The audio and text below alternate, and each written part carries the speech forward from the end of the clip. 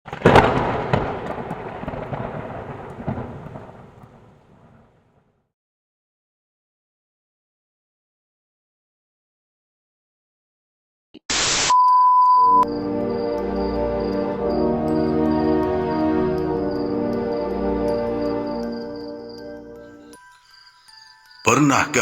anda mengalami keadaan di mana anda rasa ada sesuatu di belakang anda apabila sedang melihat cermin? Mungkin ada yang tidak pernah mengalaminya. Apa yang hendak saya paparkan ini adalah pengalaman saya tentang kelibat tersebut. Ianya berlaku pada penghujung tahun 2011 yang lalu. Antara isi rumah sewa kami, biasanya sayalah orang yang paling lambat sekali masuk tidur. Biasanya dalam pukul 1 atau 2 pagi, barulah saya akan masuk ke bilik. Seperti biasa, sebelum tidur, saya akan membasuh muka terlebih dahulu. Ianya sudah menjadi amalan saya sejak sekolah menengah lagi. Walau penat ataupun mengantuk macam mana sekalipun, saya tetap akan lakukannya. Pada suatu malam ketika saya hendak mencuci muka, saya memandang cermin.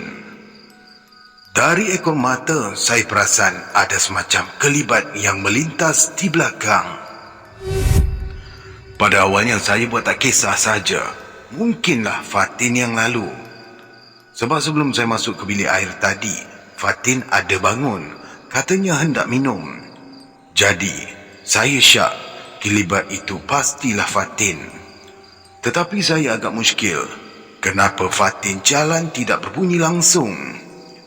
Agaknya, dia tak mahu memeranjatkan saya agaknya. Untuk memastikan itu Fatin ataupun bukan, saya pun memanggillah namanya.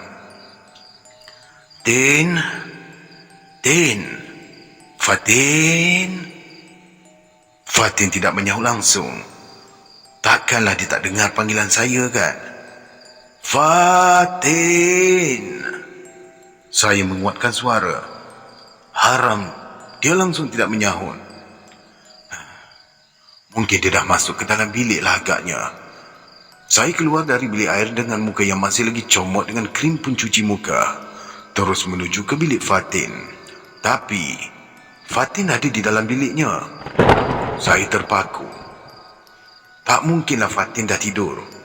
Takkanlah sekejap sangat. Tadi baru saja dia melintas di belakang saya. Fatin bukan saja sudah tidur, malahan siap berdengkur lagi. Kalau Fatin dah tidur dan siap berdengkur, siapakah yang berada di belakang saya tadi? Melihatkan Fatin sudah tidur, saya ke bilik air semula untuk membilas krim pencuci yang masih lagi melekat di muka.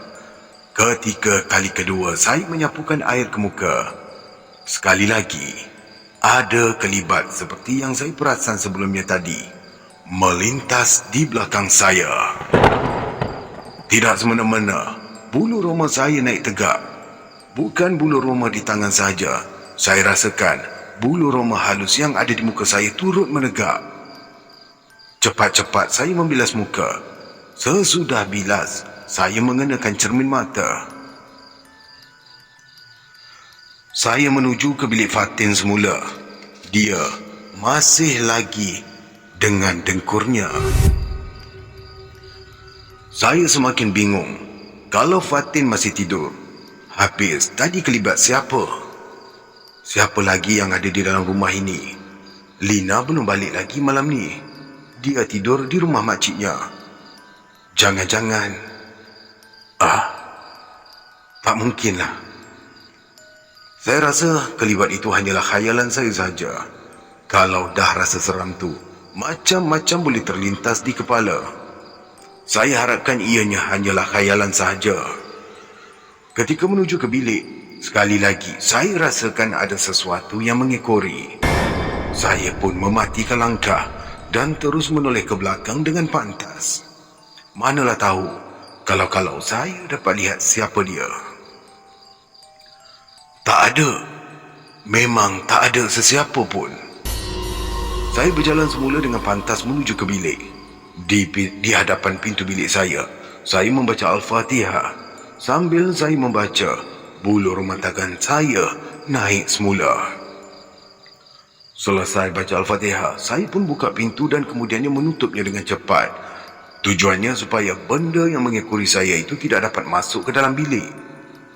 Di dalam bilik, saya baring di atas lantai dan bukannya di atas katil. Dari lantai, saya seakan-akan terpandang ada benda yang berada di atas katil. Tapi, saya tak pasti siapa ataupun apa. Saya bingkas bangun, tapi tak ada sesiapa pun di katil. Saya semakin panik. Lalu, saya bangun dan baring di atas katil. Dan saya tidak mematikan lagi lampu. Baik, sidang pendengar, kalau anda sudah sampai ke minit yang sekarang ni, anda bolehlah menekan butang button like sebagai tanda hadiah kepada saya ya. Terima kasih. Baik, kita teruskan. Biarlah terpasang. Kalau hantu atau apa-apa sekalipun, sudah tentu ia tidak suka kepada tempat yang terang benderang. Dan itulah anggapan saya. Dada saya berdebar tidak keruan. Sambil mata saya liar memerhatikan sekeliling di dalam bilik, saya ni tak henti-henti membacakan Al-Fatihah dan Ayatul Kursi. Entah bila mata saya terlelap. Saya pun tidak tahu. Bila saya tersedar, sudah pukul 5 pagi. Saya bangun. Dari celah-celah atas daun pintu, saya lihat lampu di bilik air sudah terpasang.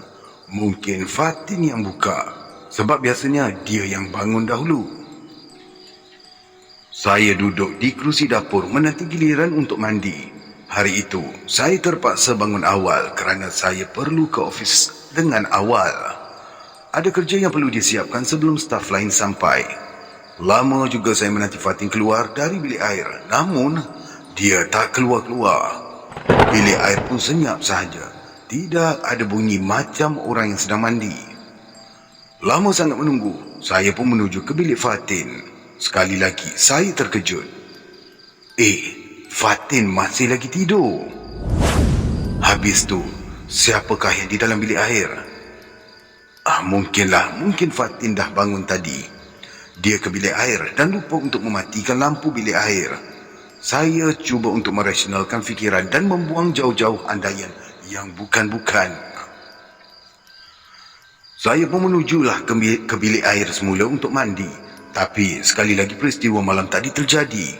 Ketika menuju ke bilik air, di belakang saya seolah-olah ada benda yang mengekori. Sekali lagi juga, bulu roma saya naik. Walaupun rasa tidak selesa diekori, saya tetap juga ke bilik air untuk mandi dan kemudian terus ke pejabat. Petang itu, setelah pulang dari kerja, Fatin menunggu saya di restoran berhampiran untuk makan malam. Pelik saya tengok Fatin. Selalunya jarang dia ajak saya makan malam bersama-sama. Biasanya dia dengan Mali, iaitu teman lelakinya.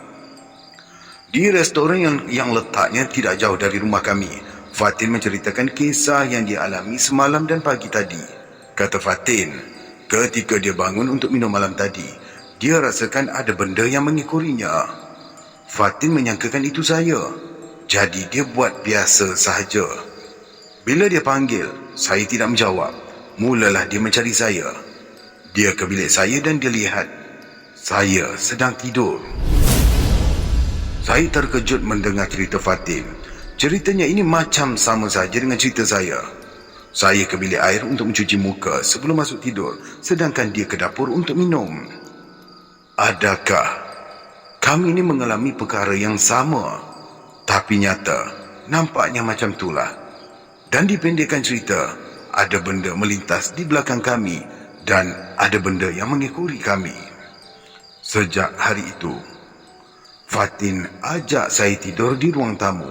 3 malam kami berdua tidur di sana. Malam keempat, barulah Lina pulang dari rumah makciknya. Kami pun menceritakan segala-galanya kepada Lina. Lina pun seperti kami juga, penakut. Akibatnya, mulai malam itu kami semua tidur di ruang tamu hinggalah sekarang. Syukurlah, sejak kami tidur bersama, gangguan itu tidak berulang lagi.